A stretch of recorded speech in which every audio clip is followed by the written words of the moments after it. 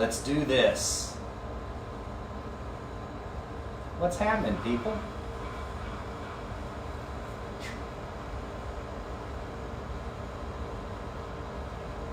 Oh, I definitely can't read that screen from this far, because it's like that big at this distance. So all I can see is that people are here, but I'll give it a few more minutes and we shall see. In the meantime, let's talk about what we're doing here. So, hey everybody, this is Campbell's Bakery. I am Mitchell Moore, owner of Campbell's Bakery, and there's no yeast to be found in town, and there's no bread on the shelves, there's no ground beef anywhere, it's chaos and pandemonium out there. So, but that doesn't mean that you can't have fresh baked bread every day in your own home. And my hope is that we will go through this process together every day. And I will show you how to feed it, when to feed it, all of that good stuff. And eventually, in about 7 to 10 days, depending on how your cultures go, then we will bake bread together. I'll do it from my house, and I'll use the starter that we're making right now. So that's the goal, that's the hope. Somebody had asked if I can make any adjustments for high altitude. There are no adjustments for high altitude yet. We're just making a starter. Your flour might be a little drier at high altitude, so you might want to add, a tablespoon, 2 tablespoons more of water, but we're going to make a fancy version, and then we're going to make a regular folks version. And that way you guys can see that it's so much easier than you think that it should be. Everybody is so concerned about how much am I using, how much do I measure out, how much flour do I need to use, how much water do I need to use, what time do I need to feed my starter, how often do I need to feed it. None of that matters. Don't worry about any of that. It's just bread. Literally 5,000 years ago, people were making this bread on the plains of the Serengeti. So there's nothing to it. You don't need to think about it. Just make it. Make the starter, feed the starter, bake with the starter. Easy peasy. Some people's bread is going to be better than others. It's just how it works. Sourdough is really a process, and you'll learn about that process as it goes on, but it's 7 o'clock, I think, so I don't want to put this off too long and make people sit through me talking too much. So, first thing you need is water. I have Dasani water. It just needs to be non-chlorinated. Most of our tap water has chlorine, and chlorine is going to kill your yeast, your wild yeast. So you can't use chlorinated water. You can use any other type of water, mineral water. Distilled water is frowned upon. It's just so pure that it tends to not have anything in it, and it makes it more difficult to get your starter going. So, but I'm just using bottled Dasani water, just so that you can see there's nothing to it. It's just sourdough starter. And then I've got flour here. This is 50 grams of flour. Again, let's do this.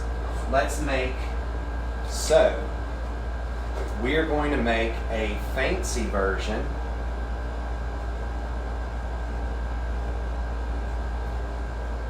We're going to make a fancy version, and then we're going to make a regular people's version. All right?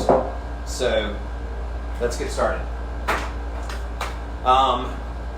50 grams of flour for the fancy version. All right?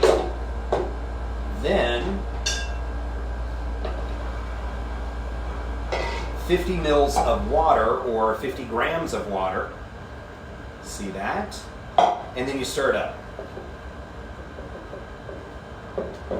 And at the end, you're left with kind of a pasty, kind of a thin paste. So that right there. Now that's the fancy version, okay? So there is wild yeast all over the place. We breathe it in every day. It's on our skin, it's in our hair, it's on our clothing. There's wild yeast everywhere. So what's going to happen is this flour and water is going to pick up some of that yeast from the air. And that wild yeast will start eating away at the flour that's down in here, and it will start to ferment. All good things come from fermentation, people.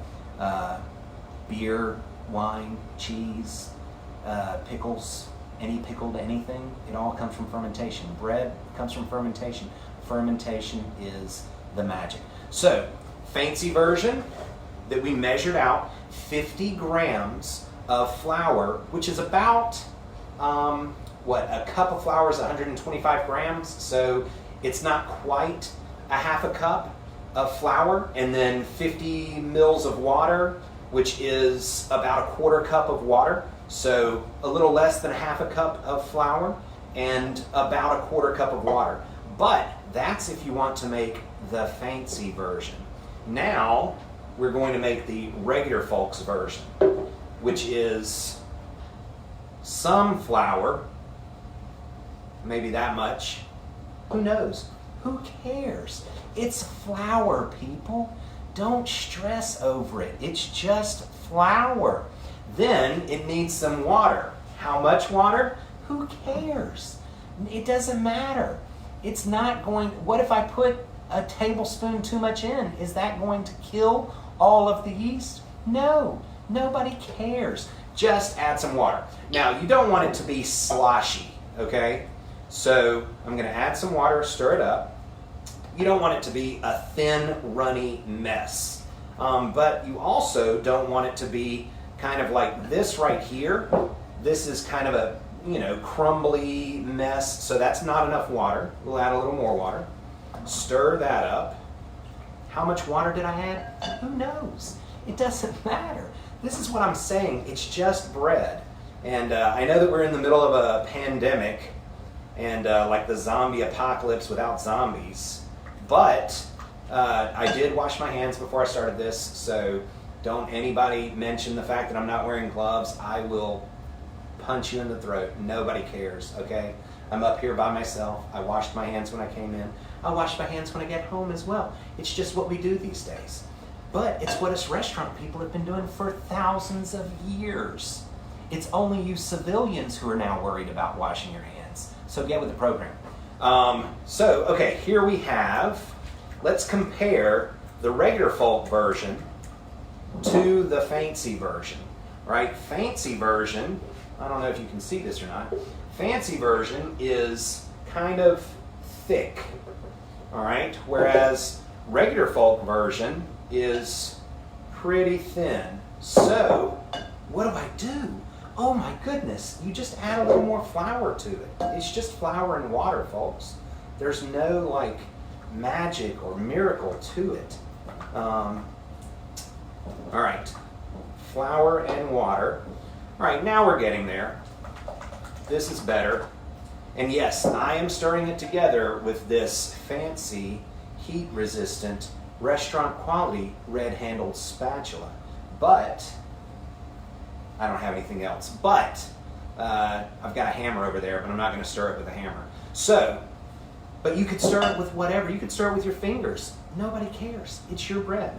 That actually might help it because you would have more wild yeast on your hands, and that would help. So, fancy version, right here. Regular people version, right here. Again, water and flour. That's it. Non-chlorinated water and flour. Nothing else. Now, this is going to be the difficult part. Leave it alone. Don't do anything to it. Don't put it in the refrigerator. Don't put it in a closet. Don't wrap it up tight with plastic wrap or anything like that. Don't do anything to it. Leave it sitting on your counter, uncovered. I mean, unless you have cats. In that case, definitely lightly cover it with something. I've got this. I've got this strainer. So you probably have one of these that has like a handle on it that isn't this big, huge metal one. And you could put that over your, this is the regular people version. You could just put yours over there like that. That's done. Just leave it on the counter. Because, now, if your house is uber clean, if every surface is scrubbed within an inch of its life, if you could eat off the floor, your sourdough starter is going to take a longer time to develop because you just have cleaned all of the wild yeast off of any surface that it could be on.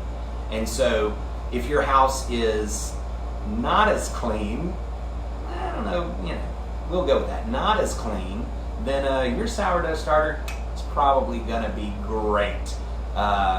We shall see. I'll just tell you, my sourdough starter is great. And we'll leave it at that. But I also started it up here because I figure there's got to be some strain of yeast in this building that has been hanging around since 1962. So this is going to be Mr. Campbell's sourdough starter, Lewis Campbell's sourdough. And maybe, if it turns out great, which it will, because it's just bread, then we will actually serve it in the restaurant. We'll have to see. So the fancy version, because we don't have any animals here, we don't have any cats or pests or anything like that. So fancy version, I'm going to leave uncovered on the counter.